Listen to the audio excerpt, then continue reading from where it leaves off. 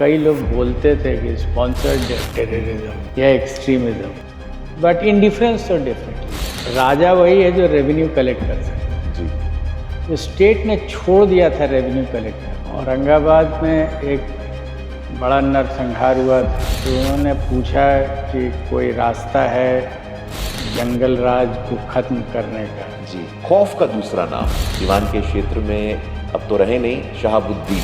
Bachchu Singh Meena SP थे उस दौर में। मार्च 2001 में प्रतापपुर स्थित उनके घर पे गिरफ्तार करने पे कई घंटों तक गोलीबारी हुई। ये कल्पना के परे है।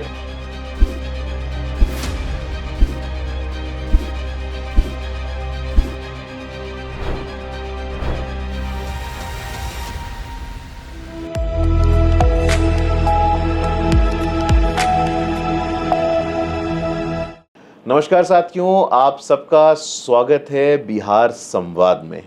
आज हमारे साथ हैं जिनको अगर मैं कहूं कि जो व्यक्ति अपने आप में एक इंस्टीट्यूशन है, एन इंस्टीट्यूशन अनटू हिमसेल्फ, जिन्होंने अपना पूरा जीवन बिहार के लिए समर्पित किया और बाई पैशन फिजिक्स, और फिजिक्स में भी थ्योरेटिकल फिजिक्स, मैथमेटिकल फिजिक्स और फिजिक्स से दुनिया छोड़ करके वो बिहार के लॉ एंड ऑर्डर को ठीक करने आते हैं। 1977 में वो इंडियन पुलिस सर्विसेज के यंग और डायनेमिक अफसर बनते हैं और पूरे सर्विस उनके तमाम ऐसे अनुभव, तमाम ऐसे एक्सपीरियंसेस और तमाम ऐसे डिफाइनिंग मोमेंट्स रहे जिन्होंने न सिर्फ बिहार को परिभाषित किया बल्कि भारत को भी एक दिशा देने का काम किया है। आज हमारे साथ हैं बिहार के प्रतिष्ठित शिक्षाविद, कहूँ तो गलत नहीं होगा, आईपीएस ऑफिसर तो हैं ही, अभयानंद सर, क्योंकि मैं भी शिक्षा जगत से आता हूँ और प्रोफेसर के हृदय में बच्चों के लिए क्या संवेदनशीलता होती है मैं समझ सकता हूँ। आज बिहार संवाद की इस कड़ी में हमारे साथ अभयानंद सर हैं। सर, आपका हृदय से अभिनंदन, बहुत बहुत स्वागत। आपको बहुत बहुत धन्यवाद। और मैं भी प्रतिष्ठित हुआ हूँ कि आपके चैनल में आऊँ और आपके प्रश्नों का उत्तर दूँ। नहीं, निश्चित रूप से सर, एक अनौपचारिक संवाद आपकी जीवन यात्रा पे, बिहार की यात्रा पे। और मैं देख रहा हूँ आपका प्रोफाइल, शायद ही ऐसा कोई प्रमुख जिला है जहां आप एज एन एसपी नहीं रहे हैं। औरंगाबाद हो, धनबाद हो, जब बिहार एकीकृत था, उसके बाद सीनियर पोजीशन पे प्रशासन हो, प्रोविजन हो, इकोनॉमिक ऑफेंसेस विंग हो, बीएमपी हो, ट्रेनिंग हो, और अंत में 2011 से 2014 तक डायरेक्टर जनरल ऑफ पुलिस भी आप रहे। सर, पहले तो थोड़ा व्यक्तिगत यात्रा, आपकी शुरुआत चूँकि बिहार में सिविल सर्विसेज को लेकर के एक नैसर्गिक जिज्ञासा रहती है, एक श्रद्धा रहती है। आप दिल्ली विश्वविद्यालय के छात्र थे। आप दिल्ली विश्वविद्यालय से पटना विश्वविद्यालय कैसे आना हुआ आपका? स्कूल पटना से मैंने किया था, Saint Michael's High School Patna, और ग्रेजुएशन करने के लिए उस समय 3 साल का कोर्स होता था। मैं दिल्ली पहुंचा, मेरा एडमिशन हुआ रामजस कॉलेज में। रामजस कॉलेज में एक साधारण सी बात हुई और मैंने निर्णय किया कि मैं अब यहाँ नहीं पढ़ूँगा। मैंने अप्लाई किया और मुझे ट्रांसफ़र सर्टिफिकेट मिल गया और मैं पटना यूनिवर्सिटी में आके नाम लिखा लिया। वहाँ 2 साल की पढ़ाई होती थी ऑनर्स की, और 2 साल में मैंने ग्रेजुएट कर लिया। अगर इशू आप जानना चाहिएगा कि क्या हुआ था, तो मैं फर्स्ट ईयर, वहाँ तीनों साल यूनिवर्सिटी एग्ज़ाम होता था दिल्ली में, तो मैंने फर्स्ट ईयर का एग्ज़ाम दिया and I got really high marks, standing first in the college and things like that. मैंने कोशिश की कि मैं रामजस कॉलेज से चला जाऊँ यूनिवर्सिटी ऑफ दिल्ली में। एक ग्रुप था फिज़िक्स का। यूनिवर्सिटी ऑफ दिल्ली के जो हेड थे, उन्होंने हमको कहा कि मैं लेने को तैयार हूँ with your marks, but you have to get no objection certificate from your college. अब ये शायद नियम में होगा। मैं गया कॉलेज में ये सोचते हुए कि आसान है, मिल जाएगा, लेकिन मेरे कॉलेज के शिक्षकों ने अड़ंगा लगा दिया, कहा कि नहीं, तुम क्यों जाओगे वहाँ, you have done well, stay with us. तो समहाउ मेरा नेचर है कि अगर मुझे कोई चीज़ लॉजिकल नहीं लगता है तो मैं जनरली कहता हूँ टू हेल, आप जाइए, हमको नहीं पढ़ना है। तो आप सर्टिफिकेट दे दीजिए हमको, no objection to leave the university. And that is how I leave the university. शायद ये सोच के आ गया था पटना के हिस्ट्री पढ़ लूँगा बट फिज़िक्स नहीं पढ़ूँगा। इट सो हैपन कि फिज़िक्स ही में एडमिशन हो लिया और फिर जो हुई वो तो अब इतिहास। नहीं सर, निश्चित रूप से। और पटना विश्वविद्यालय देश के पुराने विश्वविद्यालयों में से एक विश्वविद्यालय है। अभी कुछ ही वर्षों पहले 100 वर्ष भी हुए थे हमारे विश्वविद्यालय को, और अभी 25 जून निकला है। 25 जून 2025 मतलब आपातकाल के 50 साल भी निकले हैं। आपका बड़ा ही फॉर्मेटिव ईयर्स, जो मैं कहूँ कि जो स्मरण आपको होंगे, व्हीलर सेनेट हॉल, जो कि अब जयप्रकाश हॉल हो गया है, उसका नाम परिवर्तित कर दिया गया है। उसको कहा गया था कि सीट ऑफ इमरजेंसी है, एपिसेंटर ऑफ इमरजेंसी मूवमेंट है। आपातकाल के 50 साल पे सर कुछ आपके संस्मरण ऐसे जो आप चाहते हैं हमारे दर्शकों के साथ साझा करें? एक जेपी का जो एड्रेस था गांधी मैदान में, उस समय मैं बीएससी में पढ़ता था पटना यूनिवर्सिटी में, और मैंने उस एड्रेस को जाके सुना था। अच्छा। एज ए स्टूडेंट, और वो बैठ करके मंच से दे रहे थे गांधी मैदान में अपना भाषण। पॉलिटिक्स में इंटरेस्ट नहीं रहता था, फिर भी उस समय वो इतना समीचीन था विषय कि as a student of physics not interested in politics at all, फिर भी मैंने जाके सुना था, और जो भी समझ पाया उस समय वो मैंने समझा था। नहीं, निश्चित रूप से सर। और आप 77 में जब इमरजेंसी चल ही रहा था, उसी समय आप सर्विस में भी आते हैं। आज का जो बिहार है, हमारी पीढ़ी जो है, हम लोग अलग अलग क्षेत्रों में काम कर रहे हैं। आज के बिहार और उस दौर के बिहार, अगर हम एक समकक्ष समकालीन मूल्यांकन करने का प्रयास करें, सामाजिक परिस्थितियाँ, राजनीतिक परिस्थितियाँ, और आपने as someone who has closely observed it, तब का समाज, आज का समाज, तब की राजनीतिक व्यवस्था और आज की राजनीतिक व्यवस्था आप कैसे देखते हैं? अगर कोई एक शब्द है जो डिस्टिंग्विश करता है जी तब और अब को, वो है मानवीय संवेदना। जी। ये शब्द शायद पूरी भावनाओं को अपने अंदर में समेकित कर लेता है। संवेदना उस समय इतनी गहराई में थी, वो जिस वर्ग का हो, राजनीतिज्ञ हो, अफसर हो, मजदूर हो, स्टूडेंट हो, हर ग्रुप में एक संवेदना होती थी, और वही उसको डिस्टिंग्विश करता था अब और तब। ह्यूमन सेंसिबिलिटीज़ अगर हम ह्यूमन कहें तो। सेंसिबिलिटीज। जी, निश्चित रूप से वो अलग दौर था। लेकिन अगर हम शुद्ध रूप से आपके करियर की बात करें, आपके पुलिस प्रशासन, लॉ एंड ऑर्डर के करियर की बात करें, तो हम लोग के सामने बहुत साहित्य ऐसे उपलब्ध हैं।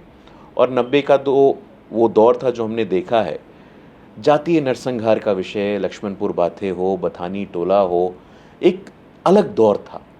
और गांव के गांव, बथानी टोला में तो बताया गया कि वह दलित परिवार के इतने सारे लोग, और जो एक विशेष 15 वर्षों का एक कालांश रहा, उसमें 59 से अधिक नरसंहार, 600 से अधिक हत्याएं।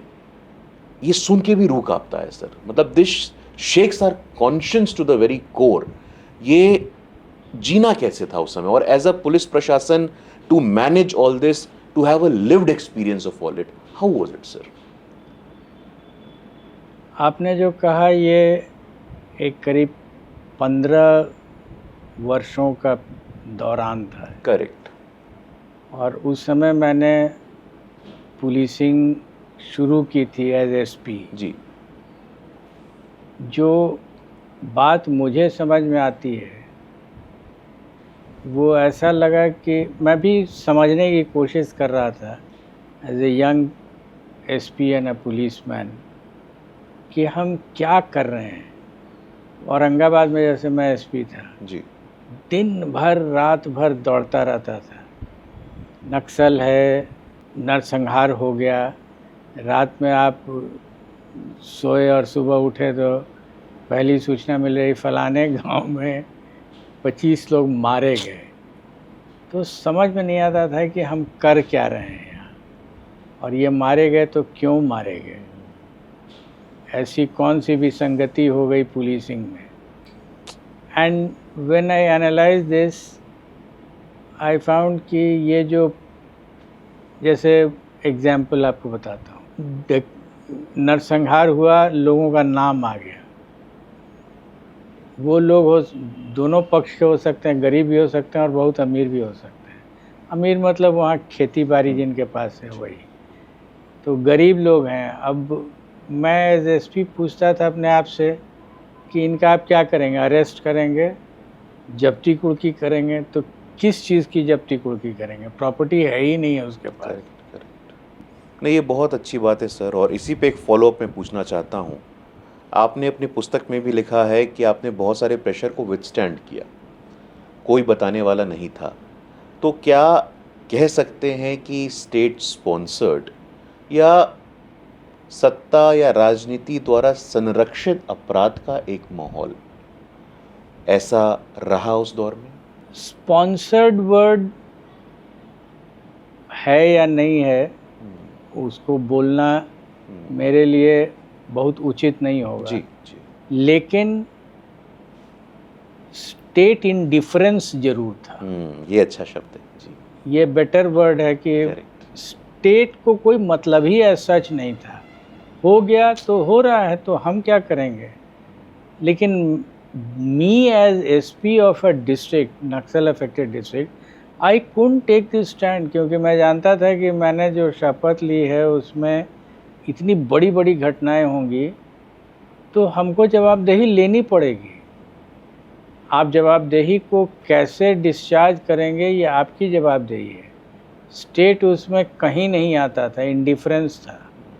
स्पॉन्सर्ड है या नहीं है ये तो कोई कमीशन अगर अपॉइंट होता तो शायद निकाल ले सकता था, बट मेरे लिए एज ए पुलिस एसपी बता देना कि स्पॉन्सर्ड है, हालांकि कई लोग बोलते थे कि स्पॉन्सर्ड है टेररिज्म या एक्सट्रीमिज्म, बट इंडिफरेंस तो डेफिनेटली था।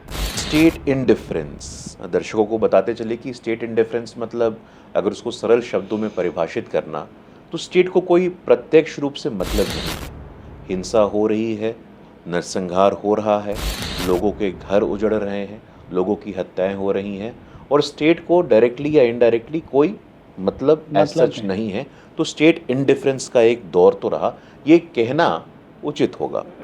सर, दूसरा हम देखते हैं कि ये तो ग्रामीण क्षेत्रों की बात हो गई, और आपने बहुत अच्छा नक्सलवाद का भी एक उदाहरण हमारे सामने दिया। 2008 का मुझे एक तब के प्रधानमंत्री मनमोहन सिंह जी का भाषण स्मरण आ रहा है। उनके शब्द थे, उन्होंने कहा था that the biggest threat to internal security is left wing extremism violence. Red corridor, 240 से अधिक जिलों में उसका दुष्प्रभाव। 2010 में दुखद घटना दंतेवाड़ा में सीआरपीएफ के हमारे 76 जवानों की शहादत। उसके बाद कांग्रेस की टॉप लीडरशिप वर्चुअली पूरी की पूरी, इंक्लूडिंग विद्याचरण शुक्ल और तमाम कांग्रेस के नेतृत्व का एक कहें तो वो भी एक नक्सल वायलेंस के वो लोग शिकार बने। और आज का दौर है जहां हम देख रहे हैं कि अगर स्टेट का इंडिफरेंस नहीं, स्टेट का इन्वॉल्वमेंट हो, तो वही लेफ्ट विंग एक्सट्रीमिज्म जो कि 240 जिलों में फैला था, जो रेड कॉरिडोर कहलाता था, आज मात्र 1-2 जिले में सिमट करके रह गया है। तो स्टेट का पॉलिटिकल विल, पुलिस और सिक्योरिटी फोर्सेस की एफिशिएंसी, यदि इसका संगम होता है तो ऐसे बड़े बड़े समस्याओं का भी समाधान संभव है। ये, और उस दौर में लेफ्ट विंग एक्सट्रीमिज्म को लेकर के कोई प्रायोरिटी ही नहीं थी। यहाँ पे उसको एक कास्टिस्ट टोन भी देने का प्रयास किया गया, ऐसा प्रतीत होता है। आपके विचार इस पे? कास्ट पर तो मैं नहीं कुछ कहना चाहूँगा, क्योंकि वो फिर डिस्कशन पॉलिटिक्स की ओर चला जाएगा, जिसमें मेरी कोई सलाहियत नहीं है। But I will tell you exactly as a senior ADG headquarter, right sir, and as DGP, इसको मैंने कैसे देखा। जी जी। और हमने उसको इम्प्लीमेंट करने की कोशिश की, कुछ रिजल्ट्स मिले। मैंने जो देखा था इसको, वो ऐसे था कि एक भूभाग है देश का, मेरे लिए बिहार का, जी। जैसे मगध है या जहानाबाद, जमुई जी। है, फॉर दैट मैटर मुंगेर है। जी। तो ये भूभाग ऐसा लगा जैसे ये लिबरेटेड हो गया है। अरे बाप रे। वो लोग डिस्कशन में वर्ड यूज़ करते थे लिबरेटेड।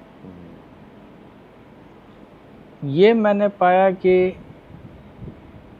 इन एरिया से स्टेट विड्रॉ कर चुका है, स्टेट बाहर आ गया है, और उसके बदले में वहाँ पर नक्सल राज चल रहा है। एक राज्य को चलने की जो बात होती है वो होती है कि रेवेन्यू कौन कलेक्ट करता है। करेक्ट, जी। राजा वही है जो रेवेन्यू कलेक्ट कर सकता है। जी। तो स्टेट ने छोड़ दिया था रेवेन्यू कलेक्ट करना, बाप रे। और ये फैक्ट है। ईंटा बनेगा तो माइंस का जो रेवेन्यू आता है वो स्टेट नहीं ले पा रहा है, तो नक्सली लोग ले रहे हैं। बीड़ी बन रहा है तो बीड़ी का भी रेवेन्यू जो आता है वो बीड़ी का रेवेन्यू स्टेट नहीं ले पा रहा है, नक्सली लोग ले रहे हैं। देन इट स्ट्रक मी कि नहीं, अगर पहला चीज़ करना है तो रेवेन्यू कलेक्ट होना चाहिए। करेक्ट। तो आपका प्रेजेंस होना चाहिए वहाँ। आप ऐसा नहीं हो सकता कि रेड करने के लिए गए और भाग के चले आए। तो मैंने डिसाइड किया कि हम वहाँ जाएंगे और रहेंगे, और ऐसी ऐसी जगहों पर रहेंगे जहाँ डर से परेशानी होती थी। जब हमने ये डिसाइड किया तो मेरे पुलिस बल में लगा कि ये रिएक्शन हो गया, भाग जाएंगे। बट आई टोल्ड देम कि हम व्यवस्था करेंगे, चलो हम साथ में रहेंगे। We will set up camps and we will stay there where they are ruling the roost. Correct. We will not go to come back, we will go to stay there, reach and stay there. ये जब मैंने concept develop किया, मैंने पाया कि it had a very good impact. Revenue आने लगा, activities होने लगी। सरकार की एक्टिविटी बहुत तरह की होती है, जी, जी, जी, जी। शिक्षा की होती है, खेती की होती है। तो ये जब मैंने शुरू किया तो आई फाउंड कि लोग एरिया वकेट करने लगे। जैसे स्टेट वकेट करके बाहर चली जाती थी, वैसे ही नक्सली लोग वकेट करके और दूर चले जा रहे हैं। तो वो श्रिंक करने लगे and the area came under the control of the state. ये कॉन्सेप्ट को जब हमने डेवलप किया, 2-3 साल इसको ऑपरेट किया, तो बिहार में बहुत अच्छा रिजल्ट मिला। एंड देन आई सॉ कि झारखंड ने भी इसको ट्राई किया। उसके बाद तो मैं रिटायर कर गया, तो बहुत ज़्यादा इसके पीछे लगा नहीं, लेकिन this give me very good results. दर्शकों को बताते चले कि सर की खासियत है कि सर अपने मॉडल्स बनाते हैं। सर के मॉडल थे चुनाव सुधार के। सर का ये मॉडल था नक्सलवाद से निपटने का, जहां खुद जा कर के रहना, और जैसा आप कह रहे हैं कि भाई स्टेट विड्रॉ कर लेता था। ये सुनने में ही इतना विचित्र लग रहा है कि इस दौर में भी प्राइमरी हेल्थ सेंटर हो, प्राइमरी स्कूल हो, सभी की व्यवस्थाएं बंद हो गई एक प्रकार से, और like you said ruling the roost, तमाम व्यवस्थाएं चल रही हैं नक्सलियों के द्वारा। तो ये वहाँ जा कर के रहना और वहाँ में बुनियादी परिवर्तन लाना, ये अद्भुत है। सर, जैसा आपके पुस्तक में भी हमने देखा है कि इलेक्टोरल रिफॉर्म्स को लेकर के आपके अलग अलग अनुभव रहे हैं, और अभी विषय चर्चा में भी है। और बिहार के इलेक्टोरल हिस्ट्री का लंबा समय पोल वायलेंस और बूथ कैप्चरिंग के साथ जुड़ा रहा। आपका चुनाव सुधार के दृष्टिकोण में आपकी भूमिका और आपकी राय क्या है सर? ऐसे तो चुनाव पहला जो मैंने इंडिपेंडेंटली कराया था जी, वो एक बाई इलेक्शन था, सिंहेश्वर कॉन्स्टिट्यूएंसी है जी, मधेपुरा जिला का। मधेपुरा जिला में। और उसमें जब पहली बार ये एज डिस्ट्रिक्ट एसपी मैंने कराया, तो मैंने पाया कि डेटा एनालिसिस करने पर हर बूथ पर मैंने, उस ज़माने में जब कंप्यूटर नहीं था जी, तो कैलकुलेटर से मैंने परसेंटेजेस निकाला और सबको प्लॉट किया नक्शे पर, कॉन्स्टिट्यूएंसी के नक्शे पर। And I found clusters, right. जैसे बूथ कब्जा हो गया है बाय ए पर्टिकुलर पार्टी, तो उसको मैंने रेड कलर कर दिया, बाय अनदर पार्टी उसको ग्रीन कलर कर दिया। तो आई कुड सी कि ये क्लस्टर्स फॉर्म कर रहा है of red dots and blue dots, तो पैटर्न बहुत साफ दिखता था जी। और हर क्लस्टर पे हमने रीजंस ढूंढना शुरू किया। I went to the level of talking to चौकीदार्स वाह। कि ये बताओ यार कि यहाँ पर ही हुआ क्यों, हाँ। यहाँ रेड पार्टी का कब्जा हो गया, यहाँ ग्रीन पार्टी का कब्जा हो, और उन लोगों ने फ्रैंकली हमको बताया। All I had to do was to eliminate the cause, और फेयर इलेक्शन होना शुरू हो गया। कोई ज़्यादा फोर्स की ज़रूरत नहीं पड़ी, इनफैक्ट फोर्स उस समय मिलता भी नहीं था। चौकीदार, दफादार और होमगार्ड, डीएपी बहुत कम था, तो रिजल्ट मिला जी। फेयर इलेक्शन हुआ जी। लोगों ने आके कहा हमको, आज भी आप जा कर के अगर पूछें सिंहेश्वर में जी। तो लोग कहेंगे पहली बार जिंदगी में वोट दिए थे। बाप रे बाप। ये 1981 है। 1981। बाप रे। तो जिस समय मैं आपको बताऊं कि लोग चीफ इलेक्शन कमिश्नर तो नाम ही नहीं सुने थे। जी जी जी जी जी। नाम सुने थे कि वहाँ का डीएम कौन है, वहाँ का एसपी कौन है। जी जी जी। और रिज़ल्ट निकला, और रिज़ल्ट ऐसे भी फेयर लगा कि जो पार्टी कभी नहीं जीतती थी वो जीत गई और जो पार्टी हमेशा जीतती थी वो हार गई। और एक शब्द नहीं कोई बोल सका कि अनफेयर इलेक्शन हुआ है। कोई नेताजी नहीं बोल सके कि अनफेयर हुआ है, इनको हटाओ, इसको फंसाओ, ये कुछ नहीं। वाह। इनफैक्ट आपको एक कॉन्वर्सेशन सुनाते हैं। जी जी प्लीज़।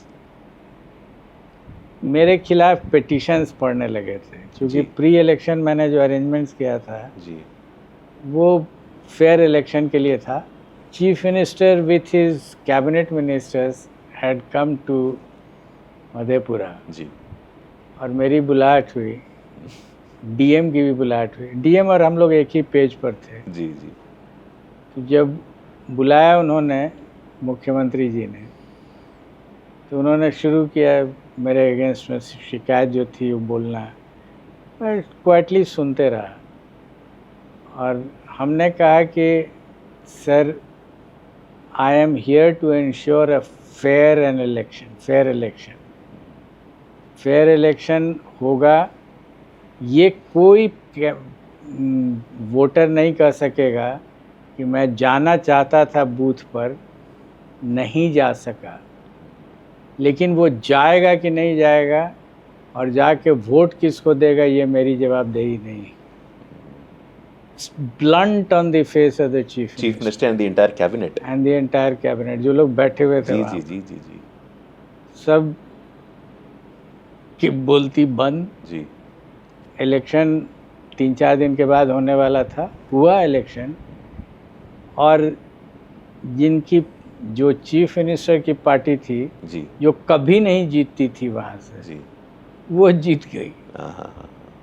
क्योंकि लोगों ने वोट दिया ही नहीं था कभी। करेक्ट। इसके पहले तो एसपी और डीएम अगर तय कर लेगा कि हमको फेयर इलेक्शन कराना है, कोई कमीशन की ज़रूरत नहीं होती। नहीं, निश्चित रूप से सर। तो एक तो 1981, दूसरा 2005 में जो 2 चुनाव होते हैं, वो जो दूसरा चुनाव जो कि निर्णायक एक सरकार आती है और नीतीश कुमार जी जो वर्तमान में भी हमारे मुख्यमंत्री, वो मुख्यमंत्री बनते हैं। उन चुनावों में भी आप एक प्रमुख भूमिका, आप एक इम्पॉर्टेंट रोल प्ले कर रहे थे।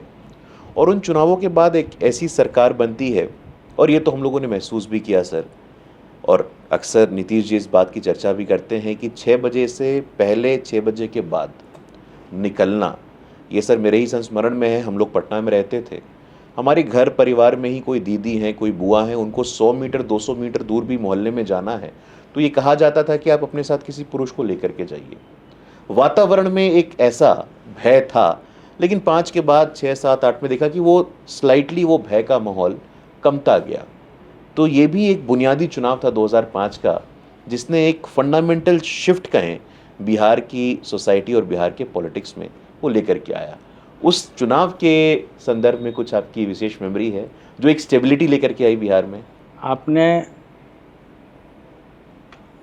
स्टार्ट होने के पहले जो बात की थी हमसे, जी उसमें आपको स्मरण हुआ है कि रैंडमाइजेशन का एक कॉन्सेप्ट हमने Correct, इलेक्शन correct, में लगाया 2005 के। 2005 में, जी जी वो पहली बार नहीं था। मैंने अपने लाइफ टाइम में जी इसको 1988-89 में, जब मैं नालंदा का एसपी था और हमारे वर्तमान मुख्यमंत्री जी वहाँ से पार्लियामेंट का इलेक्शन लड़ रहे थे। जी जी जी कॉन्स्टिट्यूंसी का नाम उस समय बाढ़ था जी, परिसीमन से पहले। परिसीमन के पहले। जी जी जी सर। तो और उस समय उनके अगेंस्ट में एक कैबिनेट मिनिस्टर थे, बहुत दबंग कैबिनेट मिनिस्टर थे जी, वो लड़ रहे थे।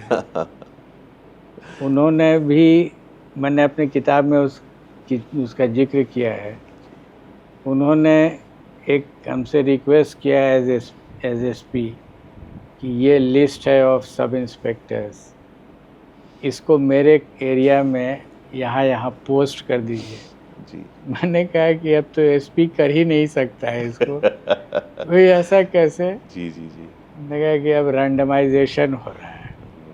तो पहली बार रैंडमाइजेशन हुआ और उनके समझ में नहीं आया कि रैंडमाइजेशन क्या होता है, क्योंकि एसपी का काम होता है डेप्यूटेशन कर देना। करेक्ट। और जब मैंने उनको बताया तो वो खासे गुस्से में उठ के चले गए वहाँ से। रैंडमाइजेशन हम लोगों ने तय कर लिया था, हम और डीएम ने मिल करके, और हुआ वो, और हार गए वो इलेक्शन। जी जी। नीतीश बाबू उस समय अपोजिशन कैंडिडेट थे वहाँ के, जी वो जीते और उसके बाद जी उनका जो राजनीतिक पथ है वो आगे बढ़ा। बट देन वो इम्पोर्टेंट चीज़ नहीं है। इम्पोर्टेंट चीज़ है कि उस ज़माने में भी, आई एम टॉकिंग अबाउट 88-89 जी, उस ज़माने में भी मैंने इन थीम्स को यूज़ किया जो 2005 में फिर हमने यूज़ किया पूरे स्टेट भर में जी। क्योंकि चीफ इलेक्शन कमिश्नर जो थे उन्होंने हमको बुला के, अब वो सुने थे मेरे बारे में या पता नहीं कहाँ से जानकारी मिली, बुला के कहा कि ये सब प्रोसेसेस को हम लोग लगाएंगे और यूज़ किया गया। उसके बहुत अच्छे परिणाम मिले।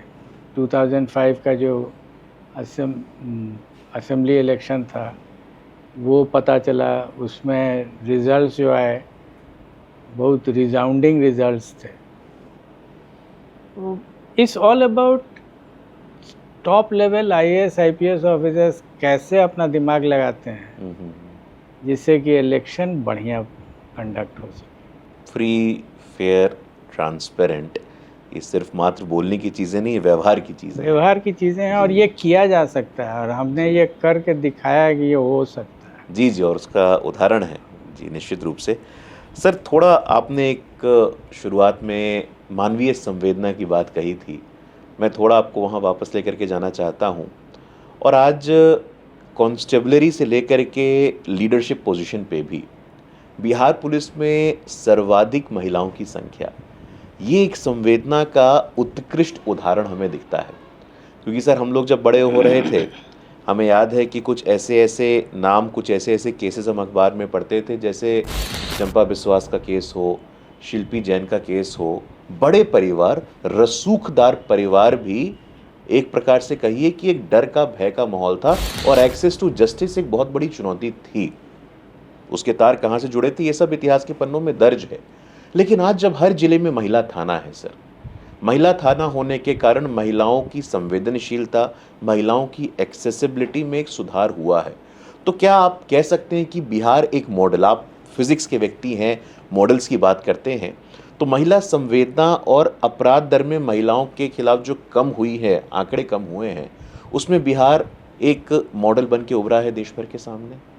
डेटा पर तो मैं नहीं कह पाऊंगा, क्योंकि डेटा जो हमारी महिलाओं का अपॉइंटमेंट हुआ है जी, जिस समय मैं डीजी था तो मैंने ही प्रस्ताव दिया था। ऑफ कोर्स सरकार उससे एग्री की थी और जी, रिजल्ट्स आए उसके, लेकिन ये प्रिलिमिनरी स्टेप्स हैं। जी, अगर और आगे बढ़ना है तो बढ़िया इन्वेस्टिगेशन करना होगा, जी, और बढ़िया इन्वेस्टिगेशन के बाद ट्रायल बढ़िया कराना होगा, करेक्ट, करेक्ट। फिर अपील्स में परसू करना होगा। फॉर एग्जांपल, एक लेट्स से रेप हुआ, जी, तो रेप के बाद ज़्यादातर लोग दबाव देते हैं, गवाही उलटवा देंगे, ट्रायल में छुट्टी हो जाती है, जी, मतलब करेक्ट, ट्रायल करेक्ट, में बरी हो जाते हैं। जी, उसका आंसर है फॉरेंसिक, फॉरेंसिक, जी, कि नहीं भी गवाही मिलेगी तभी फॉरेंसिकली अगर आप प्रूव कर दीजिएगा जी, तो सज़ा होगी। उस दिशा में मैंने काफ़ी कदम उठाए थे। अभी क्या हो रहा है मैं नहीं जानता हूँ, बट ये सब लगातार एफर्ट करते रहना होगा। फॉरेंसिकली प्रूव करना होगा, ट्रायल बढ़िया कराना होगा, अपील में ले जाना होगा। तो state will have to pursue cases till the logical end. एक नाम ऐसा जो हमारे जहन में आज भी ताज़ा है, और एक ऐसा अपहरण कांड जिसमें स्वयं भारत रत्न पूर्व प्रधानमंत्री अटल बिहारी वाजपेयी जी को भी बोलना पड़ा था, किसले अपहरण कांड। वो राष्ट्रीय सुर्खियों का हिस्सा था, और अपहरण, फिरौती, एक्सटॉर्शन, इसको एक पॉलिटिकल पेट्रनेज, एक राजनीतिक संरक्षण प्राप्त रहा लंबे समय तक। आप पुलिस मशीनरी के प्रमुख अंग थे। वो दौर और आज का दौर, जहाँ पे स्टेटिस्टिकली और डेटा के टर्म्स में हम कह सकते हैं कि लगभग ऐसी चीज़ें ना के बराबर हो गई हैं। तो अगर स्टेट की क्षमता और इच्छा शक्ति हो सर, तो हम समाज को भयमुक्त कर सकते हैं। आपके क्या विचार हैं? बिल्कुल कर सकते हैं, और ये करके दिखाया गया है। जी, मेरा अपना मानना है कि पुलिस, राज्य पुलिस केवल कानून का रास्ता अख्तियार करते रहे, और कानून में जो भी प्रोविज़न्स हैं उसको कैसे इस्तेमाल किया जाए ये जानकारी रहे, सीनियर ऑफिसर्स उसको गाइड करते रहें। जो प्रॉपर्टी बना लिया है क्रिमिनल्स ने, उससे उनको महरूम किया जाए। तो कोई कारण नहीं है कि अपराध नहीं कमेगा, शून्य तो नहीं होगा, लेकिन नियंत्रित हो जा सकता है। आपने अपनी आत्मकथा में लिखा है कि ब्यूरोक्रेसी में कॉम्पिटेंस का स्थान कास्ट ने ले लिया था, योग्यता का स्थान जाति ने ले लिया, और आप इसके भुक्तभोगी भी रहे। कई ट्रांसफर्स आपके ऐसे हुए हैं जो शुद्ध जातिगत आधार पे हुए। इसका नुकसान भी लंबे समय तक बिहार वासियों को उठाना पड़ा। क्या ऐसी चीज़ें थी सर जो, और उससे हम लेसन्स क्या लें कि आगे के समय में हम पुनः वहाँ पे एनमेश्ड ना हो जाएं? औरंगाबाद में एक बड़ा नरसंहार हुआ था, उसके पहले मैं वहाँ से हट चुका था, सीबीआई में चला गया। जी, उसके बाद एक नरसंहार मेरे सीबीआई में रहते हुए औरंगाबाद में हुआ। जी, पता नहीं क्यों, किसके मन में आया, उन लोगों ने प्रस्ताव दिया मेरे बारे में कि उनको बुला के पूछा जाए कि आपका ट्रांसफ़र वहाँ से क्यों हुआ, और ये औपचारिक रूप से मुझसे पूछा गया।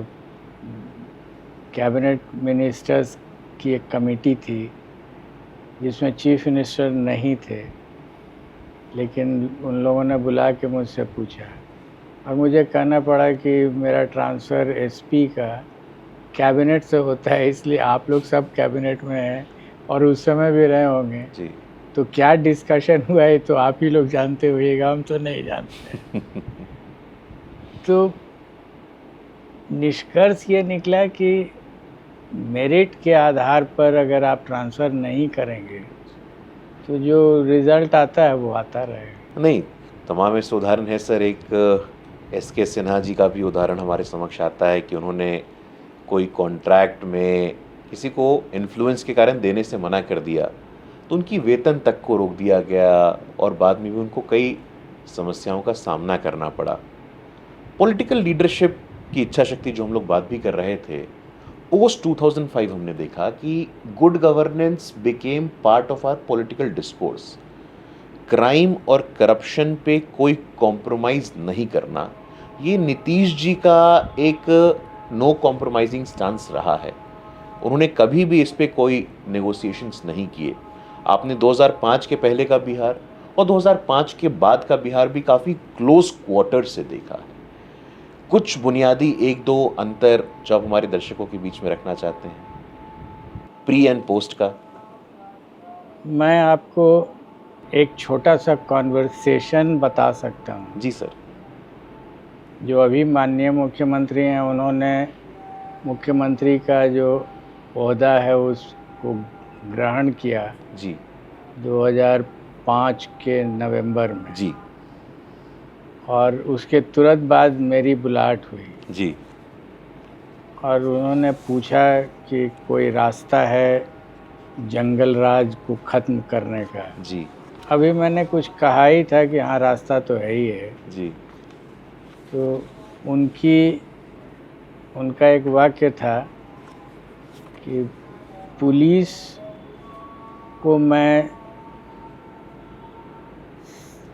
पूरी शक्ति दे सकता हूँ, अर्थ दे सकता हूँ, कानून दे सकता हूँ, लेकिन करना तो पुलिस ही को होगा, which was very fair. Correct.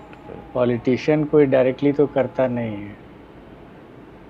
तो हमने कहा कि सर आप से हमने ये नहीं कहा कि आप हमको अर्थ दीजिए, हमने ये भी नहीं कहा कि आप हमको कानून बना के दीजिए, ये बहुत है। और अर्थ की हमको ज़रूरत नहीं है इसलिए कि हमको नल नाली पुल पुलिया नहीं बनाना है जी जी जी जी। जिसमें टेका देना होता है।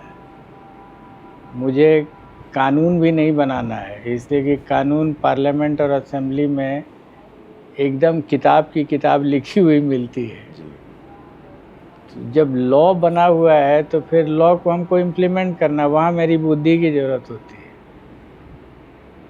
And as a ADG and as a DG मेरा काम है लॉ को बुद्धि लगा के चला देना, और वो मैं करके आपको दिखा दूंगा, उसमें पैसे की ज़रूरत नहीं होती।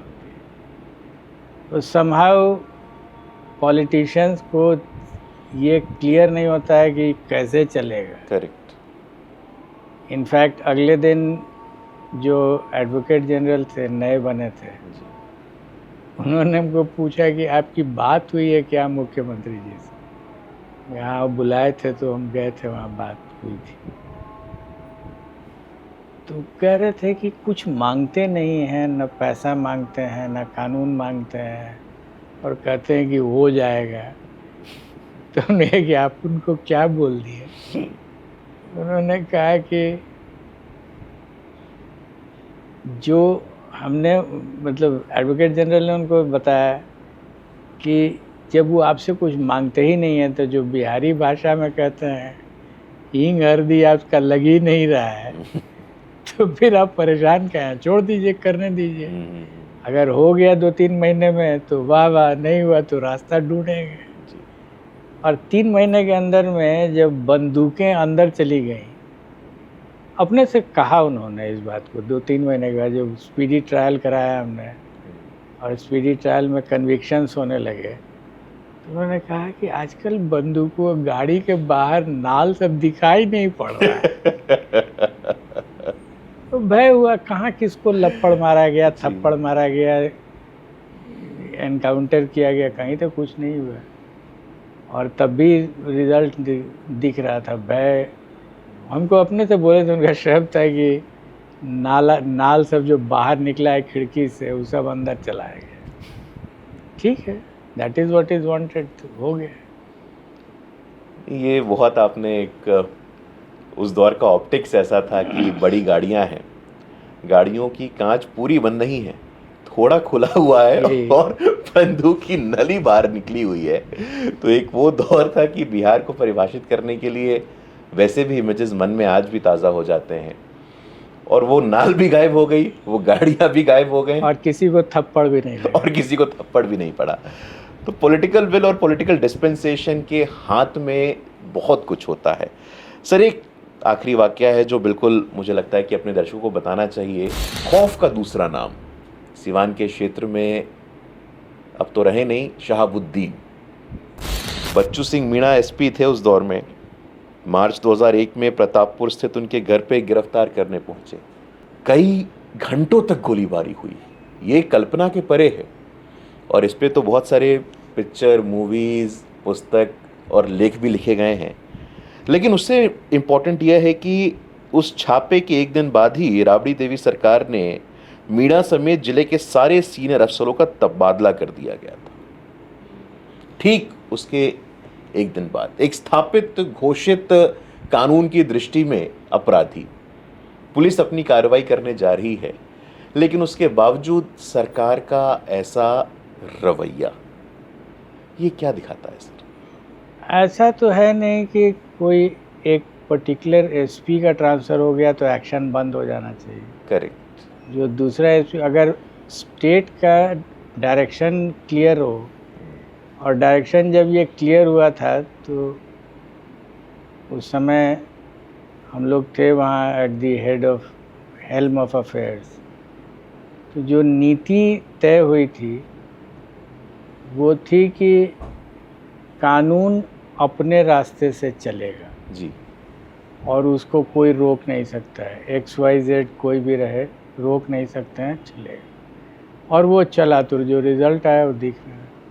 कोई एक इंडिविजुअल एक्स उसके लिए कि अगर यही रहेगा तो चलेगा और नहीं तो नहीं चलेगा, ये नहीं होना चाहिए। नीति व्यवस्था जो है वो नीति निर्धारित कर देगी और उसके बाद होगा। निश्चित रूप से व्यक्ति जो है वो व्यवस्था से बड़ा नहीं हो सकता है, और व्यवस्था में वो ताकत, शक्ति होनी चाहिए। आप सही कह रहे हैं सर। सर, आपके साथ भी बहुत सारे अधिकारी रहे और जिनका नाम अभी हमने डिस्कस भी किया था, विश्वास जी का।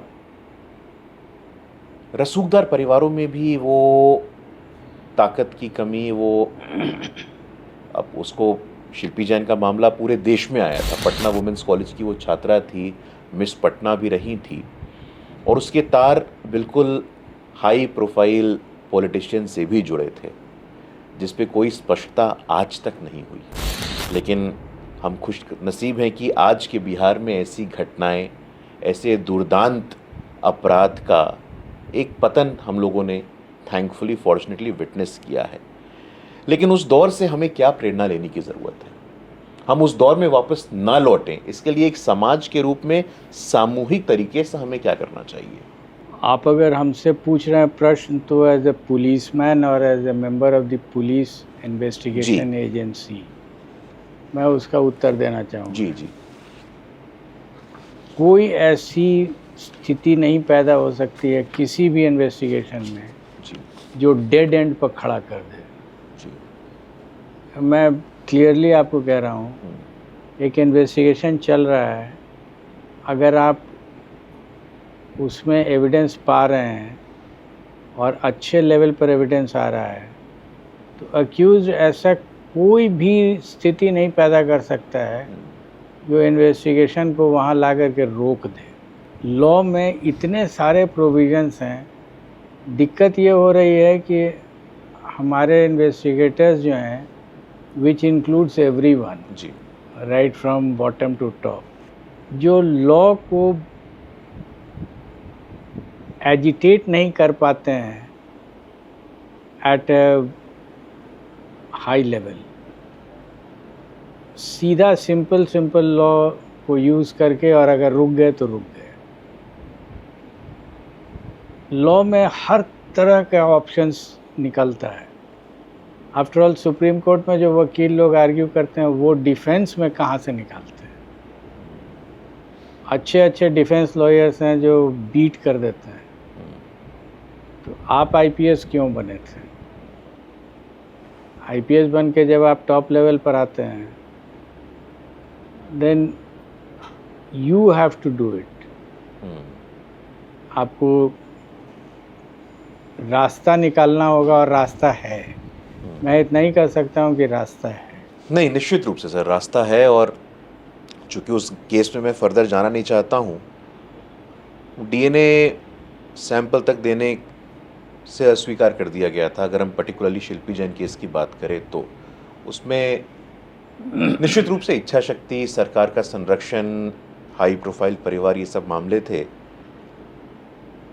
ये बातें तो खैर है, लेकिन सर एक अपने चर्चा के अंतिम चरण में मैं आपसे पूछना चाहता हूँ कि आप शिक्षा जगत से जुड़े रहे हैं और आज बिहार में नालंदा इंटरनेशनल यूनिवर्सिटी हो, दो केंद्रीय विश्वविद्यालय हों, गया में, मोतिहारी में, एक अभी विक्रमशिला भी आ रहा है।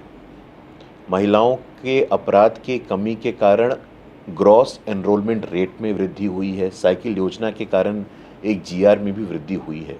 आपका संदेश, आपका एक मैसेज, क्योंकि आप युवाओं से लगातार संवाद भी करते रहते हैं और उनके अंदर वो महत्वाकांक्षा की जोत जलाते हैं कि सब कुछ संभव है अगर हम एस्पिरेशनल हैं तो कुछ मैसेज, कुछ संदेश आप हमारे इस प्लेटफॉर्म के माध्यम से बिहार और देश भर के युवाओं को देना चाहेंगे?